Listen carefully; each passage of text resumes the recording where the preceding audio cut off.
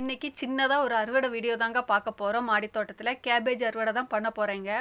இது எங்களுக்கு மாடி தோட்டத்துல ஃபர்ஸ்ட் அனுபவம். ஏன்னா இதுக்கு முன்னாடி நாங்க வச்சது இல்ல கேபேஜ். இது ஃபர்ஸ்ட்டா வச்சது. அதுவும் ஒரு பாட்ல 4, 5 கன்னு சேர்த்து எடுத்து நட்டு விட்டுட்டாரு. என் வீட்டுக்காரர் தான் நட்டு விட்டாரு. நீங்க பார்த்துருப்பீங்க. நான் வீடியோல காமிச்சிருப்பேன். நான் ஃபர்ஸ்ட்டா நட்டது தப்பு பண்ணிட்டேங்கிறதெல்லாம் நான் சொல்லியிருப்பேன். ஒரு பாட்டுக்குள்ள 4 எடுத்து நட்டு வச்சிருக்கேன் அப்படின்ட்டு. அது வளர முடியாம இறுகி பிடிச்சிட்டு வந்துட்டு இருந்துச்சுங்க. எல்லாம் அனுபவம் தான். மாடி தோட்டத்தில் நம்ம ஒன்று ஒன்றா கற்றுக்க வேண்டியது நிறைய இருக்குது. அதில் கற்றுக்கிட்டது இந்த கேபேஜும் ஃபஸ்ட்டு.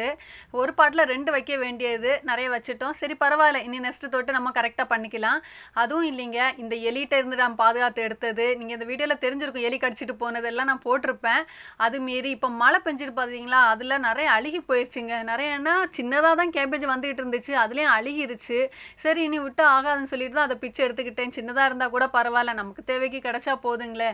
அதனால் ஃபஸ்ட்டு ஒரு பாட்டிலேருந்து 3 எடுத்துக்கிட்டேங்க. எல்லாம் சின்ன சின்னதாக தான் இருக்குது, போதும். இது இன்னொரு பாட்டிலங்க, பார்க்குறதுக்கு அழகாக ஒரு பொக்கே பூ மாதிரி இருக்குது. இதெல்லாம் அழுகி போயிடுச்சு நிறைய. இது வந்து எலிகிட்டேருந்து கடிச்சிட்டு போய் வந்தது. எலி கடிச்சிட்டு போனதுக்கப்புறம் 4 கிளை கிளம்பி, ஒரு செடியில் 4 கிளை கிளம்பி வந்துச்சு. 4லேயும் காய் வைக்கும்னு நினச்சேன். ஆனால் 4ம் எதுவும் வரல, இலை ஒண்டியாக தான் நிற்குது. சரி இனி இதெல்லாம் பிடுங்கி போட்டு நமக்கு அந்த பாட்டில் வேறு எதாவது நட்டுக்கலான்னு சொல்லிட்டு தான் அதெல்லாம் பிடுங்கி எடுத்தாச்சு. அதே மாதிரி பாவக்காய் காமிச்சிருப்பேன். இலையை காமிச்சேன். பாவக்காய் எங்கே இருக்குன்னு எனக்கு தெரியாமல் இன்றைக்கி கண்டுபிடிச்சது தான் இந்த பாவக்காய்.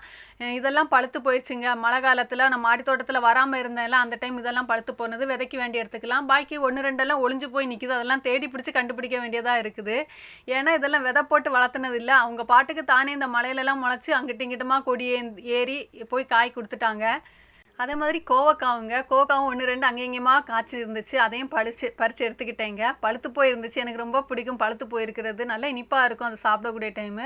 2 பழுத்த பழமும் பாக்கி 1, 2 காயும் இருந்துச்சு. இதெல்லாம் நமக்கு தேடி எடுக்க வேண்டியதாக இருக்குது. ஏன்னா களைச்செடி நிறைய வளர்ந்துருச்சுங்க. முடக்கத்தான் கீரை எங்கே பார்த்தாலும் வளர்ந்து போய் நிற்குது. அது எங்கே நிற்குதுன்னு ஒன்றும் தெரிய மாட்டேங்குது. தேடி பிடிச்சி இந்த அளவுக்கு நான் கண்டுபிடிச்சி எடுத்துட்டேன். அதே மாதிரி மணத்தக்காளி கீரை, அதுவும் நல்ல பெருசாக ஒரு செடியில் வளர்ந்து நின்றுச்சு. அதுவும் ஒரு கெட்டுக்கு இருக்கும், நமக்கு தேவைக்கு போதும் ஃபேமிலிக்கு. அதனால் அதையும் எடுத்துக்கிட்டேன். இன்றைக்கான அறுவடை கேபேஜ், பாவக்காய், கோவக்காய் தாங்க. சந்தோஷமாக இருக்குது. சின்னதாக இருந்தால் கூட நம்ம மாடி தோட்டத்தில் வளர்ந்ததாச்சு. அதனால் எல்லாம் பறித்து முடிச்சதுக்கப்புறம் கொஞ்சமாக மல்லிப்பூ மணக்குது. அது பார்த்த உடனே எனக்கு அதையும் பறித்து எடுத்துக்கிட்டு வந்துட்டேன். இவ்வளோ இருந்ததை நான் பறித்து என் தலையில் இன்றைக்கி கட்டி வச்சுட்டேங்க. இன்றைக்கான சந்தோஷமான அறுவடை இதுதாங்க. இந்த பிச்சிப்பூவோடி முடிஞ்சிருச்சு. இப்போ மல்லிப்பூன்னு சொல்லியிருப்பேன், பிச்சிப்பூங்க. இந்த வீடியோ பிடிச்சா லைக் பண்ணுங்கள், சப்ஸ்கிரைப் பண்ணுங்கள். தேங்க்யூ, பாய்.